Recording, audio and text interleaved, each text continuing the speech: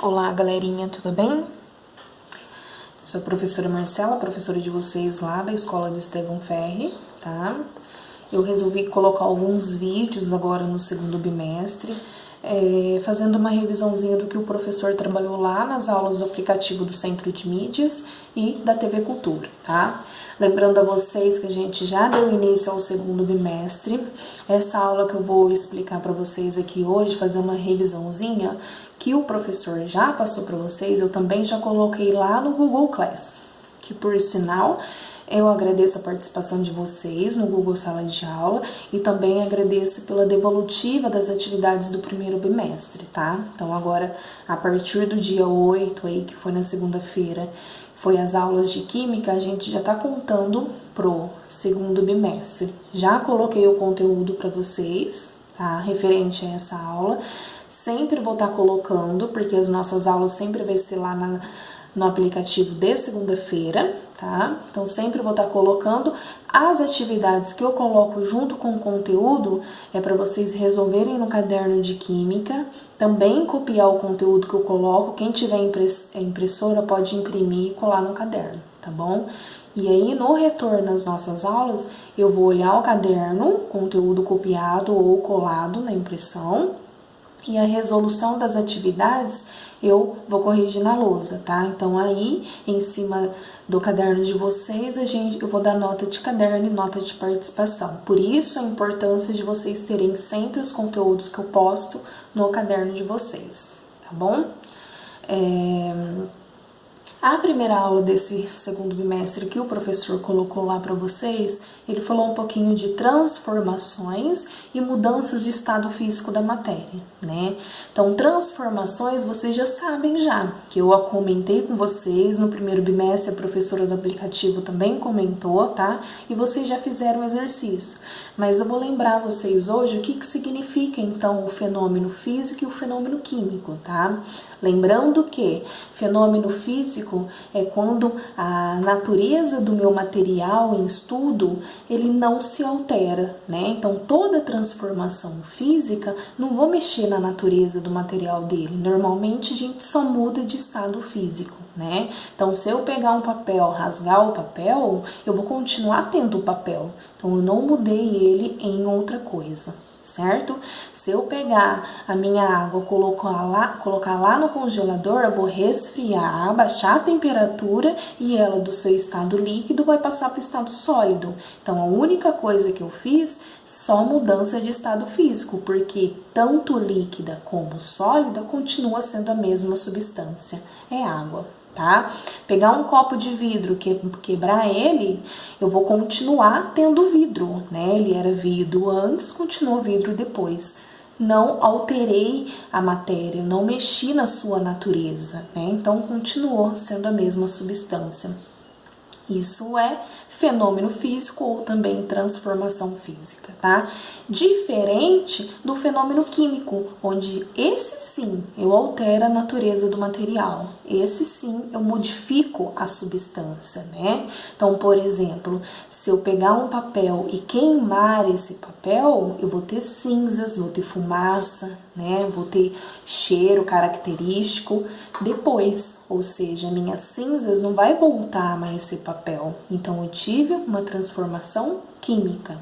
A fruta, depois que de madura, né, depois quando ela tá verde, ela vai amadurecer. Depois de madura, ela não volta a ser verde depois, né? Então, ela vem com novas características. Que são essas características? Ela muda a textura, ela muda o sabor, ela muda o cheiro, né? Isso tudo é evidências de que aconteceu uma transformação química, né? Ah, mas professora, toda transformação química dá pra gente ver que teve essa transformação por evidências? Nem sempre as transformações químicas mostram como evidências de mudança de textura, cor, sabor, cheiro, né? Mas a gente tem que ver a composição final. Se a composição final é diferente da composição inicial, é porque houve uma transformação química, tá bom? Então, esse foi o início que ele passou na aula para vocês sobre transformações, tá? Depois ele vem falar de mudanças de estado físico. Então, antes de eu comentar e falar para vocês das mudanças de estado físico da matéria, vamos relembrar aqui, ó, como que funciona o ciclo da água, né? Então, o que que acontece? A floresta transpira, águas de rios, lagos e oceano evapora. Então, quando a gente fala da floresta, a gente chama de evapotranspiração. E no caso de lagos e oceanos, a gente chama de evaporação. Então, todo esse vaporzinho de água, devido à temperatura ser mais alta aqui embaixo e devido à ação dos raios de luz do sol, então eles evaporam e sobem lá para a atmosfera. Chegando lá em cima, a temperatura é muito mais baixa que aqui embaixo. Então, esse vaporzinho de água, essas molequinhas de água, vai começar a se juntar uma nas outras, formando as nuvens, que aí a gente dá o nome de condensação, né? Depois de condensada, elas vão ficar pesadas, e aí essas gotículas de água vai ter que precipitar novamente. Então, ela precipita em forma de chuva, em forma de neve, em forma de granizo. Então, é a precipitação, certo? Chegando aqui embaixo, uma parte vai infiltrar no solo, né, para as águas subterrâneas, e a outra parte vai para os lagos e oceanos, tá bom? Então, só lembrando aqui o conceito do ciclo da água. Ele veio falar pra gente aqui, ó, sobre as mudanças de estado físico da água, né? Quais são os 3 estados físicos da água? Sólido, líquido e gasoso, né? Então, quando eu tenho água no seu estado sólido, por exemplo, aqui cubinho de gelo, se eu quiser passar essa água pro estado líquido, eu preciso fazer o quê? Aumentar a temperatura, eu preciso dar calor a ela, eu preciso dar energia a ela. E quando eu dou energia a esse cubinho de gelo aqui, ó, a mudança que acontece do sólido para o líquido, a gente chama de fusão, né? Estado sólido para o líquido, eu dei temperatura, dei calor, dei energia, e aí ela passou para o seu estado líquido na forma de fusão. Tudo bem? No estado líquido, se eu quiser passar para o estado gasoso, o que que acontece? Eu dou mais calor, eu dou mais energia. Então, as minhas moléculas aqui do estado líquido, se eu dou mais calor e energia a elas vão se agitar muito mais rápido. Então, com a agitação, vai começar a quebrar as ligações entre elas, vão ficar super separadas, e aí vai acontecer o quê? A vaporização.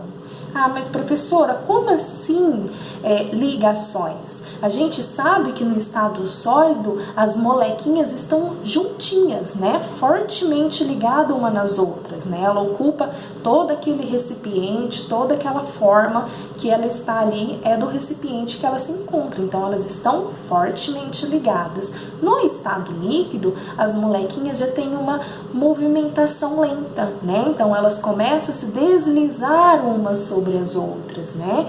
Então, eu já vou ter uma energia maior do que aqui. E no estado gasoso, eu não tenho ligação entre elas. Se for em um recipiente fechado, elas vão começar a se agitar muito rápido ali dentro, né? Numa temperatura alta. Agora, se eu tiver o estado gasoso num recipiente aberto, o que que vai acontecer com essas molequinhas? Vão evaporar, certo? Nesse caso aqui é o que acontece, ó, do estado líquido para o estado gasoso, acontece a vaporização, tá? E existe 3 formas de vaporização que o professor colocou lá para vocês, né? Existe a evaporação, que é a vaporização lenta de águas e rios, por exemplo, né? Existe a ebulição, que é quando tem a vaporização, por exemplo, da água. Se eu colocar uma chaleira de água no fogo, quando ela começar a soltar aquelas bolinhas, quando começar a fazer a mudança de estado físico, né, do líquido para o gasoso, aí eu tenho a ebulição. A gente fala que a água não começa a evaporar a 100 graus Celsius, exatamente a esse ponto da ebulição. E existe também uma outra forma de vaporização que chama-se calefação. O que é a calefação?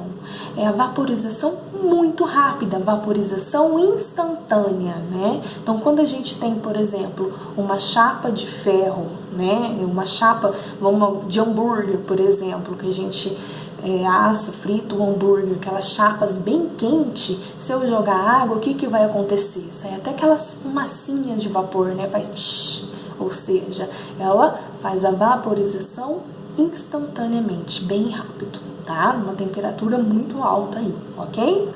Chegou lá em cima, esse vaporzinho de água começou a se juntar uma nas outras devido à temperatura ser mais baixa. O que vai acontecer? Do estado gasoso, eu vou voltar para o estado líquido. A gente chama de condensação ou também de liquefação. É a passagem do estado gasoso que volta para o estado líquido, tá? Nesse caso aqui, ó, daqui pra cá, estou aumentando a temperatura. Agora, ao contrário, daqui pra cá, eu vou resfriar, né? Então, se eu tô no meu estado líquido e eu pego essa água, coloco lá no congelador, eu vou resfriar ainda mais. Então, se eu estou resfriando, eu tô tirando energia, tô tirando calor. As minhas moléculas de tão agitadas vai começar a ficar mais calmas, né? Elas vão parar de agitar. Então, se eu tô tirando energia delas, elas vão ficar mais tranquilinhas, mais calminhas. Do estado líquido para o estado sólido, a gente chama de solidificação, tá? Existe uma passagem que a gente pula o estado líquido, é a passagem do estado sólido para o estado gasoso ou vice-versa, do estado gasoso para o estado sólido, tá? Nesse caso, chama-se sublimação. Ah, me dê um exemplo, professora, de sublimação. Aquelas bolinhas de naftalina que a gente compra no supermercado, que é para espantar barata, antigamente colocava dentro do guarda-roupa, que é fedidinha, parece Mentos. Aquelas bolinhas de naftalina, se a gente comprar elas, e se vocês perceberem, elas vêm no estado sólido. Com o passar do tempo, elas vão diminuindo de tamanho, sem passar para o estado líquido, ou seja, elas no estado sólido evaporam, né? Vai evaporando gradativamente, sem passar para o seu estado líquido. É a sublimação. Tudo bem? Então é isso que o professor colocou para vocês. Esse conteúdo já tá lá no Google Class, tá?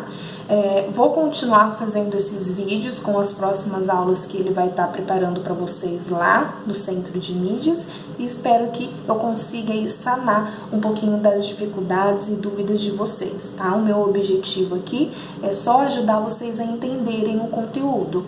Também coloquei as atividades, exercícios, então eu espero que vocês efetuem lá a resolução das atividades. Se tiver alguma dúvida, pode me perguntar lá no Google Class, tá bom?